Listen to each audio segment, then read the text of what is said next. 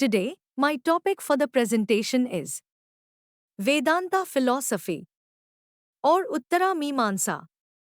Dear viewers, please watch the entire video. The video will be followed by MCQs based on the presentation.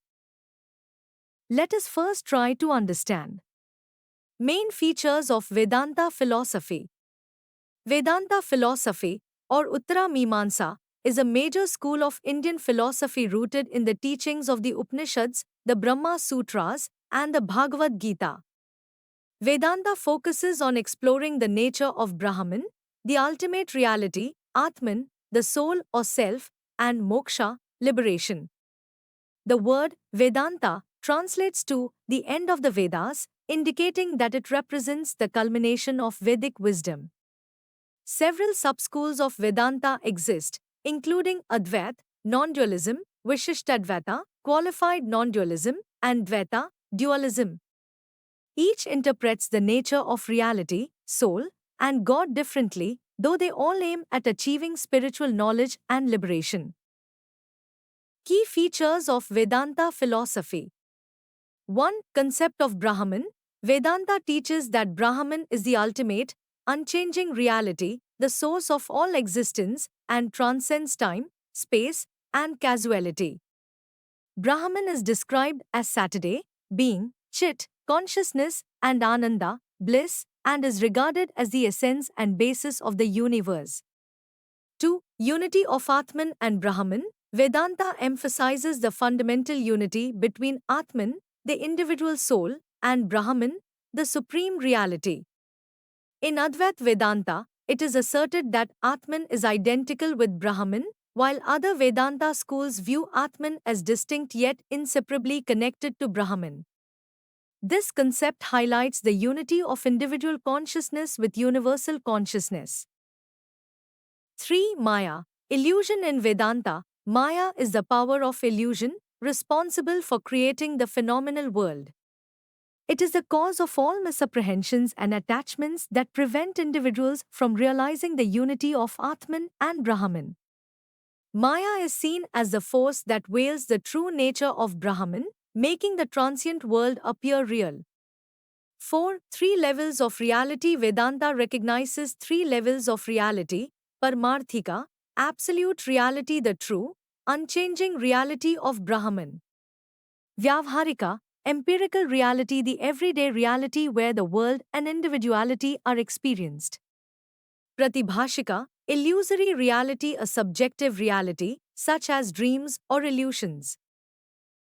5. Liberation. Moksha. Moksha is the state of liberation where one realizes their identity with Brahman, transcending the cycle of birth and death, samsara.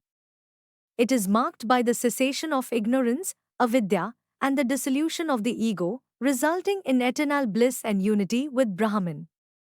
6. Paths to liberation. Vedanta advocates various spiritual paths, yogas, for achieving self-realization: Jnana Yoga, the path of knowledge, focused on self-inquiry and understanding the oneness of Atman and Brahman; Bhakti Yoga, the path of devotion, centering on a personal connection with God; Karma Yoga, the path of selfless action, performed without attachment to outcomes; Dhyana, meditation, concentration on Brahman or one's inner self, allowing the mind to quieten and attain higher states of awareness. 7. Interpretations of Vedanta. Advaita, Vishishtadvaita, and Dvaita. The 3 major subschools of Vedanta offer distinct perspectives on the relationship between Brahman, Atman, and the world. Advaita Vedanta, non-dualism propounded by Adi Shankaracharya. It teaches that only Brahman is real and the world is an illusion. Atman and Brahman are one. Vishishtadvaita Vedanta, qualified non-dualism propounded by Ramanuj. It accepts the reality of the world and individual souls as distinct but united with Brahman, much like the relationship between body and soul. Dvaita Vedanta, dualism propounded by Madhvacharya. It asserts that God, Brahman, the soul, Atman, and the world are eternally distinct entities, though the soul is dependent on God for salvation. Vidya and Dayanand Darshan in Vedanta philosophy. Vidya, Knowledge in Vedanta emphasizes the realization of one's true self and the nature of Brahman as the absolute reality. Dayanand Saraswati, the founder of the Arya Samaj, emphasized the importance of self-knowledge and moral conduct as paths to realizing the unity of all beings with Brahman. In Dayanand Darshan, Vedanta's emphasis on truth and liberation aligns closely with Arya Samaj's principles, focusing on intellectual clarity, spiritual discipline, and devotion to truth as the means to overcome ignorance and attain liberation. Dear viewers, let us solve some important multiple choice questions from the presentation. Question 1.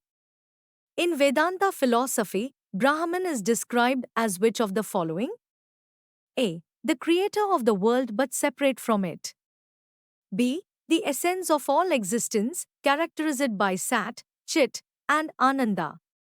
C. A formless, passive entity that only observes. D. The cause of all suffering in the world. Answer. B. The essence of all existence, characterized by Sat, Chit, and Ananda. Question 2. Which of the following is not one of the primary texts of Vedanta philosophy? A. Upanishads. B. Nyaya Sutras. C. Brahma Sutras. D. Bhagavad Gita. Answer. B. Nyaya Sutras. Question 3. The concept of Maya in Advaita Vedanta signifies A. The world's ultimate reality. B. The illusionary power creating the appearance of multiplicity. C. The blissful nature of Brahman. D. The unity of Atman and Brahman. Answer. B. The illusionary power creating the appearance of multiplicity. Question 4. According to Advaita Vedanta, which of the following statements is correct? A. Atman is distinct from Brahman. B. Atman and Brahman are identical. C. Atman controls Brahman. D. Atman and Brahman are separate but equal. Answer. B. Atman and Brahman are identical. Question 5. Which Vedanta subschool posits that individual souls and Brahman are distinct yet inseparably connected? A. Advaita Vedanta. B. Vishishtadvaita Vedanta.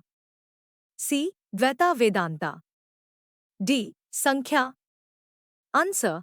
B. Vishishtadvaita Vedanta. Question 6. In the context of Vedanta, Jnana Yoga is the path of A. Knowledge and self-inquiry. B. Devotion and love. C. Meditation and stillness. D. Rituals and sacrifices. Answer. A. Knowledge and self-inquiry. Question 7. According to Vedanta, which level of reality represents the highest truth? A. Vyavharika, empirical reality. B. Pratibhashika, illusory reality. C. Paramarthika, absolute reality. D. Sattvika, pure reality. Answer. C. Paramarthika, absolute reality. Question 8. Who is regarded as the main proponent of Advaita Vedanta? A. Ramanuj. B. Mandvacharya. C. Adi Shankaracharya. D. Patanjali. Answer. C. Adi Shankaracharya. Question 9. Which of the following best describes moksha in Vedanta philosophy? A. Reincarnation into a higher life form. B. Complete realization of one's unity with Brahman. C. Attachment to material possessions. D. Union with a personal deity. Answer. B. Complete realization of one's unity with Brahman. Question 10. In Vedanta, Bhakti Yoga refers to A. The path of devotion and love toward God. B. The path of meditation and quietness. C. The path of intellectual reasoning. D. The path of ritualistic practices. Answer. A. The path of devotion and love toward God. Thank you. Don't forget to subscribe to my YouTube channel, Education and Teacher Education.